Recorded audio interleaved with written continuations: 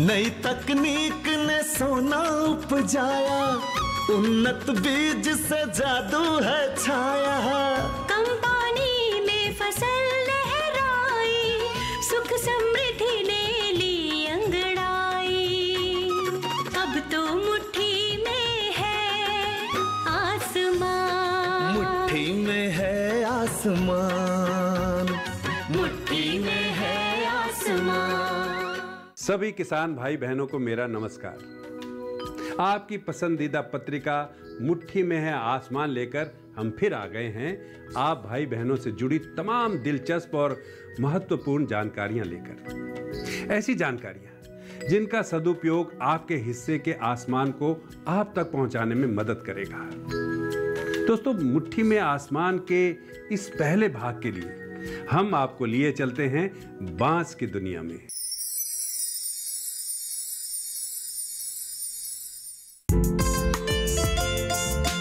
मानवीय सभ्यता के विकास के साथ बांस का बहुत ही गहरा संबंध है और बांस ने हमारे जीवन को कई तरह से प्रभावित किया है। भारतीय संस्कृति के हर पहलू में बांस शुभ माना जाता है। बांस के बहुआयामी उपयोगों को देखते हुए इन्हें वनों का हरा सोना कहा जाता है और आश्चर्यजनक रूप से बांसों के 1500 से ज्यादा इस्तेमाल का उल्लेख मिलता है। भारत में ही बांस का सालाना कारोबार 2043 करोड़ रुपए का है और भारत बांस उत्पादन के मामले में विश्व में दूसरे नंबर पर है। आज इस बात की जरूरत है कि उत्तम किस्म के बांसों को चुनकर उन्हें ठीक प्रकार से प्रबंधित करके देश की बढ़ती हुई आवश्यकताओं को पूरा किया जा सकता है। सबसे पहले ये देखना चाहिए कि बेम्बू की जो किस्म है वो हाई यील्डिंग की होना चाहिए और ऐसा बेम्बू को ही सेलेक्ट करें जिसका कॉमर्शियल एप्लीकेशन है, क्योंकि आज के समय में कॉमर्शियल तौर पर जो ग्रो करते हैं बेम्बू, उससे जो है कई तरह के प्रोडक्ट बना सकते हैं। बांसों को विभिन्न प्रकार की मिट्टी और तापमान में आसानी से लगाया जा सकता है। बांसों का प्रयोग खाद्य पदार्थों के रूप में भी किया जाता है। बांसों में कैलोरीज, वसा, सैचुरेटेड वसा, पॉलीसैचुरेटेड वसा, डाइटरी फाइबर, प्रोटीन, सोडियम और पोटेशियम मिलता है। भारत में वर्तमान में 1 करोड़ हेक्टेयर क्षेत्र में बांस पैदा होता है। ये कुल वन क्षेत्र का 13% है। उत्तर पूर्वी राज्यों जैसे असम, अरुणाचल प्रदेश, मणिपुर, मेघालय, मिजोरम, नागालैंड, सिक्किम और त्रिपुरा में बांस अच्छी मात्रा में पैदा होता है। इसके अलावा पश्चिम बंगाल भी ज्यादा बांस उगाने वाले राज्यों में से एक है। आमतौर पर 1 हेक्टेयर में 10 से 15 टन बांसों का उत्पादन किया जा सकता है। बांस को लगाने में कोई भी लागत किसान को नहीं लगानी पड़ती, सिर्फ बांस को लगाना है और उसको 6 महीना उसको केयर करना है। उसके उपरांत जीवन पर्यंत बांस जो है वो किसान की सेवा करता रहेगा। बांस आमतौर पर ऐसे क्षेत्रों में उगाए जाते हैं जहां पर्याप्त मात्रा में वर्षा हो और जहां वर्षा का पानी रुकता न हो। बागीचे के चारों ओर बांस की ऊंची किस्मों को 1 या 2 कतारों में लगाकर तेज हवाओं से भी फलों को गिरने से बचाया जा सकता है। भारत में बांसों की 2 किस्में लगभग सभी प्रदेशों में उगाई जाती हैं। ये हैं डेंड्रकैलिसम स्ट्रिक्टस और बैम्बूसा बैम्बोस। बांसों को उगाने के लिए व्यापक स्तर पर प्राप्त बीजों को प्रयोग में लाया जा सकता है। IHBT ने क्या नई किस्म की वैरायटियों को जो यहाँ प्रवर्धन किया है और प्रवर्धन करके किसानों को ये बताया है कि इस किस्म के उगाने से जो है ना आगे चल के हाई यील्डिंग की वैरायटी उगाने से आप जो है ना इनकम ज़्यादा जनरेट कर सकते हैं। ग्रामीण बांस उगाने के लिए ऑफसेट विधि का ही प्रयोग करते हैं। इसमें भूमि से 3 से 4 गांठ ऊपर के तने वाला जड़ युक्त प्रकंद होता है, किंतु जमीन से इसे उखाड़ना एक कठिन काम है। इस प्रकार के प्रतिरोपण द्वारा केवल 50% ही सफलता मिलती है। बांस प्रतिरोपण की एक अन्य विधि 1 गांठ वाली कलमों का प्रयोग मुख्य क्लंप को बिना किसी हानि के ये एक वैकल्पिक पौध सामग्री प्रदान करता है। पहली, दूसरी और तीसरी टहनियां इस विधि के लिए उपयुक्त होती हैं। इस प्रकार एक ही पौध से अधिक मात्रा में पौध लगाने की सामग्री मिल जाती है। इस खेती द्वारा लगभग 80% सफलता मिलती है। इस प्रकार पौध लगाना भी बेहद आसान होता है। शुरू में रोज सिंचाई करना अच्छा रहता है। इस प्रकार बांसों को एक फसल के रूप में उगाया जा सकता है। बांस वृद्धि के लिए सर्वोत्तम विधि ऊतक संवर्धन द्वारा मानी जाती है। इसमें बांस को छोटी छोटी शाखाओं से एक गांठ वाली कलमों का प्रयोग किया जाता है। इनमें कोपलों की वृद्धि परख नली में हार्मोन्स तथा दूसरे केमिकल्स की मौजूदगी में सुनिश्चित की जाती है। इन कोमल कोपलों को फिर से जड़ बनाने के लिए एक अन्य माध्यम में डालकर 3-4 सप्ताह के उपरांत जड़ सहित पौधे बनाना संभव है। इस प्रकार कटे हुए भाग से कोशिकाओं की वृद्धि होने से कणिक बन जाता है, जिसे नए माध्यम में डालकर भ्रूण बनाए जा सकते हैं और जिनसे जड़ सहित असंख्य पौधे बनाए जा सकते हैं। बांस में मूल्य संवर्धन कर अनेक उत्पाद बनाए जा रहे हैं। बांस का अनेक दवाइयों में भी इस्तेमाल किया जाता है। तरह तरह की चटाइयां, कुर्सी, मेज, चारपाई आदि बांस से ही बनाए जाते हैं। इसके अलावा चम्मच, चाकू, चावल पकाने का बर्तन और अन्य छोटी घरेलू वस्तुओं से लेकर मकान बनाने तक के काम में आता है बांस। इसका प्ररोह खाया जाता है और इसका अचार व मुरब्बा भी बनता है, यानी बांस का उपयोग बहुआयामी है। बांस बहुउपयोगी वृक्ष है। इसका 1500 उपयोग है, खाने से लेकर और इमारत बनाने तक। 5 से 6 लट्ठे किसान को एक झुंड से प्रतिवर्ष मिलते रहेंगे। भूमि का सदुपयोग भी हो जाता है और किसान के लिए इससे आय भी प्राप्त प्रारंभ होती है।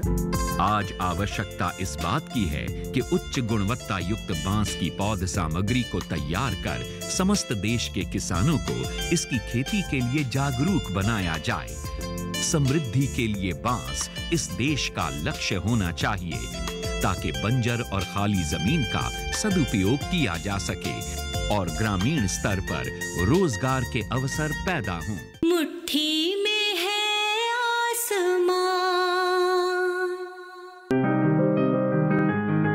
बीमारियों से कैसे बचेगी फसल? मवेशियों की मुश्किलों का क्या है हल?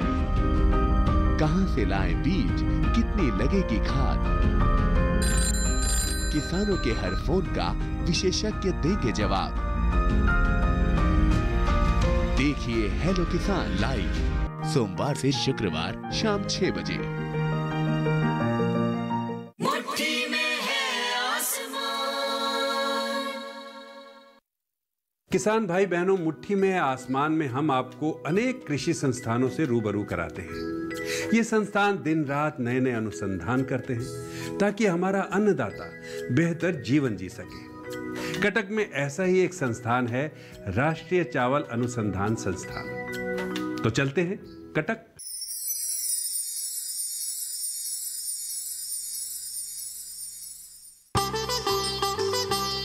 धान यानी चावल महत्वपूर्ण खाद्य स्रोत है और धान आधारित पद्धति खाद्य सुरक्षा, गरीबी उन्मूलन और बेहतर आजीविका के लिए जरूरी है।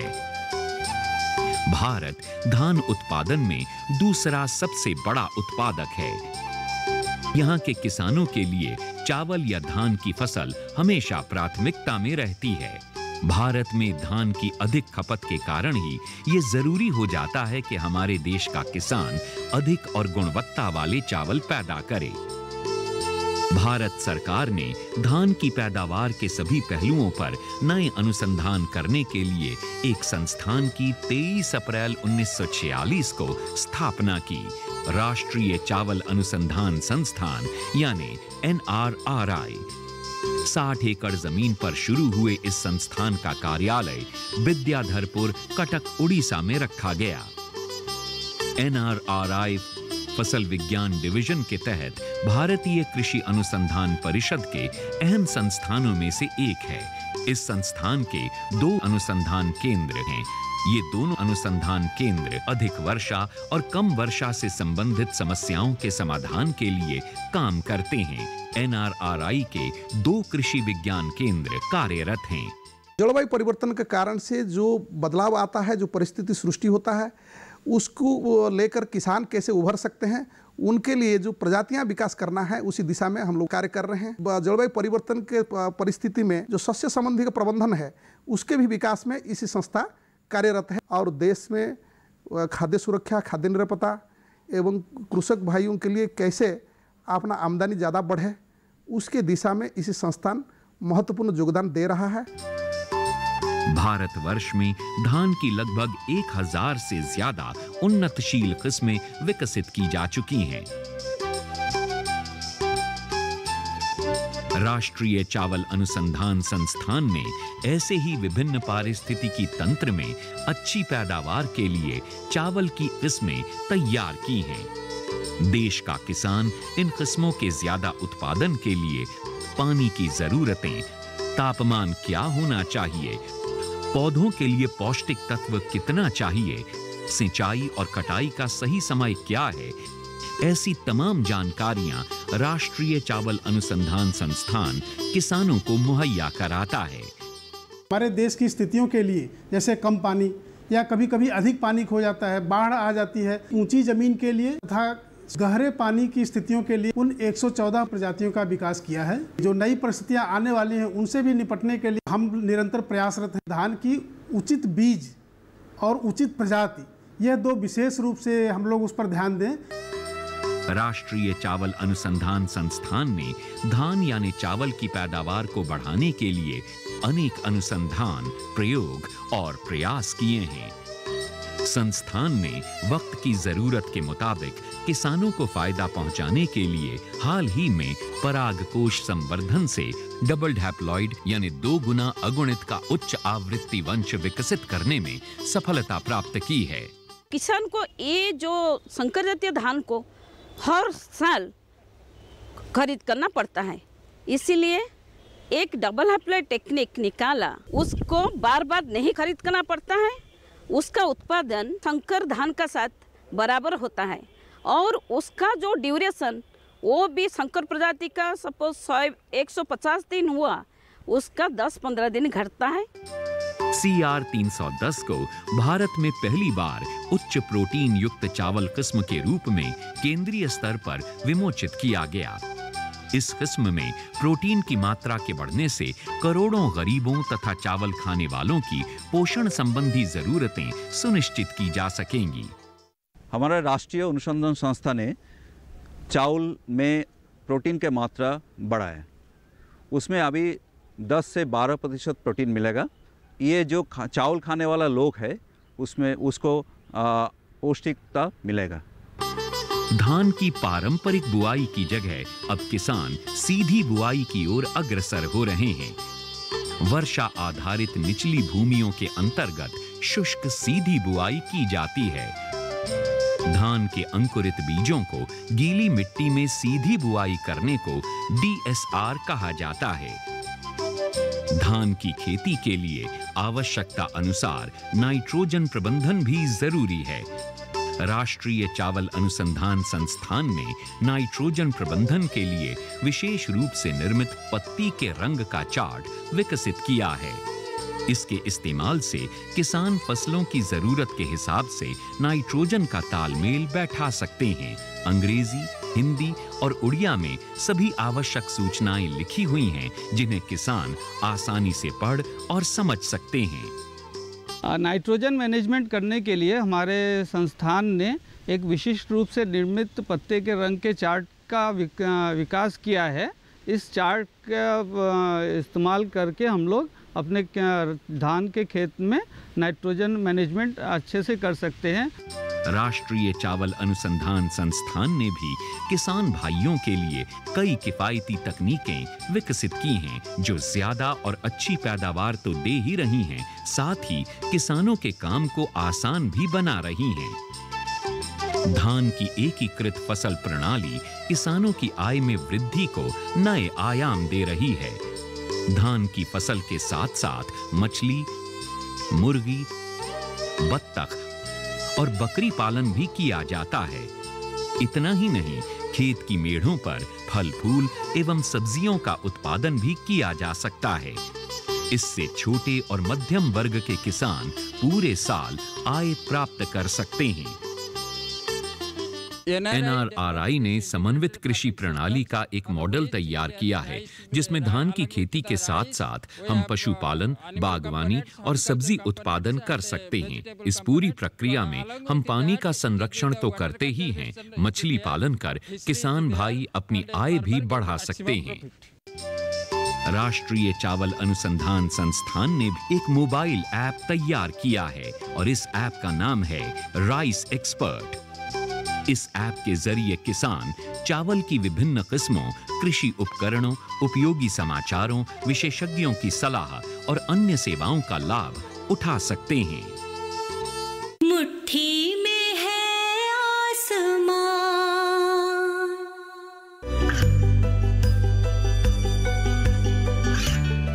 गांवों और पिछड़े क्षेत्रों में सरकारी योजनाओं की जानकारी पहुंचा।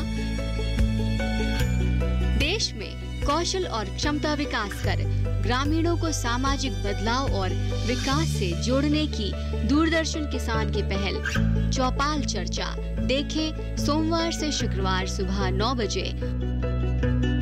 मुट्ठी में है आसमां। मित्रों, इंसान की तरह ही जमीन की भी अपनी जरूरतें हैं, लेकिन हम अपनी जरूरतों को पूरा करने के लिए जमीन की जरूरतों को भूलते चले जा रहे हैं। इससे जमीन की उपजाऊ क्षमता तो कम होती ही है, फसलों की गुणवत्ता भी प्रभावित होती है। आइए जानते हैं जमीन की एक अहम जरूरत पोटाश के बारे में।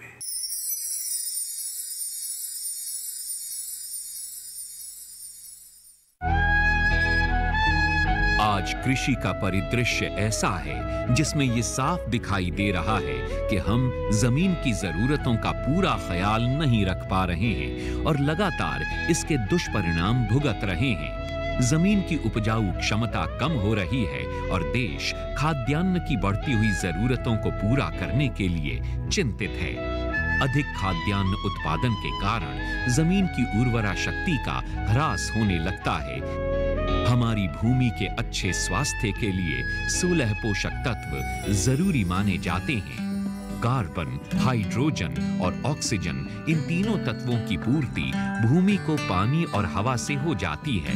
बाकी 13 पोषक तत्वों की पूर्ति भूमि से होती है तो कुछ उर्वरकों से।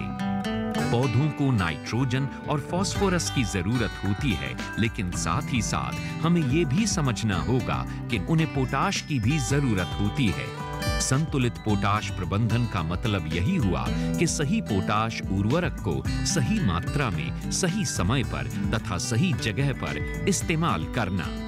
दरअसल पोटाशियम वो तत्व है जिसकी जरूरत अधिकतर फसलों में काफी अधिक मात्रा में रहती है।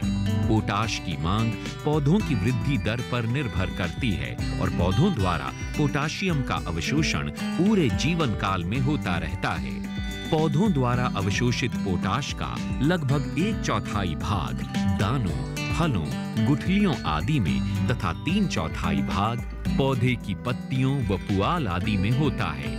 संपूर्ण पादप प्रक्रियाओं में प्रत्यक्ष या अप्रत्यक्ष रूप से पोटाश हर चरण में फसल की उत्पादकता से लेकर उसकी गुणवत्ता तक को प्रभावित करता है। किसी भी पौधे को बढ़ने के लिए धूप, पानी, खाद आदि की जरूरत होती है। पौधा अपनी खुराक को बनाने के लिए अपनी जड़ों के जरिए जमीन से पानी और अन्य पोषक तत्व यानी वो उर्वरक जो आप अपने खेतों में डालते हैं उन्हें सूखता है और फिर सूरज की रोशनी में पत्तियां उसकी खुराक बनाती हैं। पोटाशियम प्रकाश संश्लेषण क्रिया को प्रोत्साहित करता है, जिससे कार्बोहाइड्रेट्स, वसा, तेल एवं प्रोटीन्स का निर्माण होता है, जिसको पौधों के भंडारण अंग जैसे कि बीज, जड़, फल तथा कंद तक पहुंचाकर उनके निर्माण के लिए सहायता करता है, जो पौधों में खुराक का संचालन करता है। पौधे में पोटाशियम की सही मात्रा नहीं होने के कारण पौधे के तंतु सिकुड़ जाते हैं और जड़ें कमजोर हो जाती हैं। पोटाशियम पौधे में शर्करा यानी चीनी के निर्माण और संचालन के लिए बहुत महत्वपूर्ण होता है। यानी अगर आपकी फसल गन्ना, चुकंदर, शकरकंद या फिर अन्य जड़ों वाली है तो उसके उत्पादन में भी ये बहुत महत्वपूर्ण योगदान निभाता है। पौधों की पत्तियों में बारीक छेद होते हैं जिनको हम स्टोमेटा कहते हैं। जब मृदा में पानी की कमी हो तो पोटाश इन छेदों को बंद कर देता है, जिससे पौधों की नमी बनी रहती है। पोटाश की आवश्यकता ये है कि इससे पेड़ स्वस्थ, इसमें जो नई टहनियाँ आएंगी वो स्वस्थ, इसमें जब फल आएंगे उसकी गुणवत्ता काफ़ी अच्छी होगी। पौधों में पोटाशियम बहुत अधिक चलायमान होता है, इसीलिए आपूर्ति में कमी होने पर ये पुरानी पत्तियों से नई पत्तियों में चला जाता है। पहले तो पत्ती की नोक जलने लगती है और फिर यही प्रभाव उसके किनारों से होता हुआ पूरी पत्ती पर फैल जाता है। पोटाशियम की कमी का दूसरा लक्षण ये है कि पौधे की जड़ें नहीं बढ़ती और कभी-कभी तो सड़ जाती हैं। पोटाश की कमी का तीसरा लक्षण पौधों की प्रतिरोधक क्षमता पर दिखाई पड़ता है, जिससे पौधों में कीड़े मकोड़े एवं रोगों का प्रकोप बढ़ जाता है।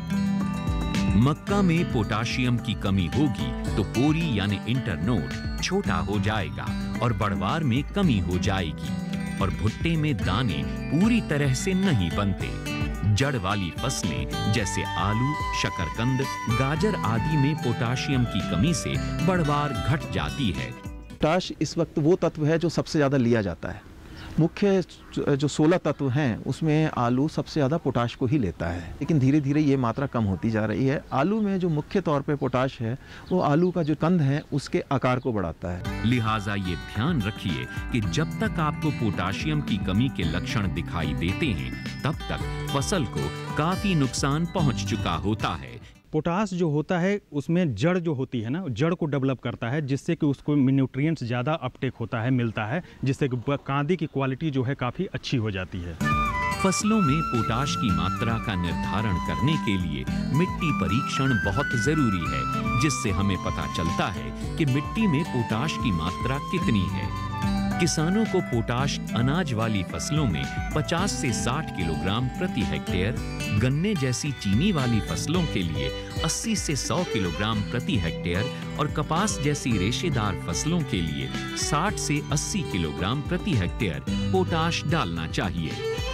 आमतौर पर पोटाशियम का प्रयोग फसल की बिजाई के समय एवं फसल में फल एवं फूल आते समय करना चाहिए। एक पौधे में कम से कम 300 ग्राम पोटाश यदि 4 स्प्लिट डोज में 4 महीने के बाद आप देते हैं हर महीने, तो उससे अच्छे पौधे में वो बंच होगा और केले की जो फिंगर्स जिसको कहते हैं एक चिमड़ी, उसकी वजन कम से कम 200 ग्राम से 250 ग्राम होगा। शोध के अनुसार अनाज की फसल में पोटाशियम का सही मात्रा में इस्तेमाल करने से पैदावार में 1 से 2 टन प्रति हेक्टेयर का फर्क देखा गया है। इसी तरह दलहनी और तिलहनी फसलों में ये फर्क 3 से 5 क्विंटल प्रति हेक्टेयर देखा गया है। नगदी फसल जैसे आलू में ये फर्क 5 से 6 टन प्रति हेक्टेयर का था और गन्ने में यही फर्क 10 से 20 टन प्रति हेक्टेयर हुआ था। फलों की फसल में पोटाश के इस्तेमाल से करीब 10 से 20 टन प्रति हेक्टेयर का अक्सर फायदा हो जाता है। ये सारे फायदे आपको पोटेशियम के सही मात्रा में इस्तेमाल करने पर ही मिल सकते हैं। फसल के उत्पादन में पोटाश की भूमिका को समझकर अपनी खुशहाली और समृद्धि का रास्ता अपनाएं। किसान भाई बहनों, ये तो थी मुट्ठी में आसमान की आज की कड़ी। अगली कड़ी में आपसे फिर मुलाकात होगी नई सूचनाओं, खेती की नई तकनीकों और नए विचारों के साथ, एक नई सोच और एक नई जानकारी के साथ। तब तक के लिए दीजिए इजाजत। नमस्कार।